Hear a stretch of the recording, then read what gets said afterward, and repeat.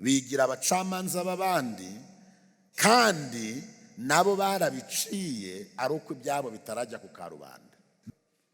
Mbese ni nko gusanga igisambo kitaramenyekana kirara gitobora amazu y'abandi, ari cyo kiri kubamba uwibye inkoko mu rusisiro. Pawulo asoza yereka Timoteyo neza ko burya hari abantu bazi kwifufira, bazi kubundabunda, bazi guhishahisha ibyaha byabo igihe kirekire. 24:25 havuze ngo ibyaha by'abantu bamwe bigaragara hakiri kare bikabakururira mu rubanza, naho iby'abandi bizagaragara hanyuma.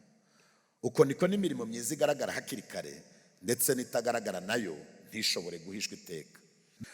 Hari abantu ushobora kureba ntibinakuvune, ukabona ko batarakura, utanabatekereza guhabwa inshingano mu itorero. Abandi nabo bashobora kugushuka bitewe n'amagambo bafite n'ubushomotsi bafite, kumbi aribo bari inyuma ya ba bandi wakekaga ko bakiri impinja. Ariko nubwo bakwihishira, ijambo ry'Imana riratubwiye ngo nabo ibyabo bizagaragara hanyuma. Ngiro mwicaranye ngo ntugahishire ibyaha kuko n'ubundi bigeraho bikagaragara.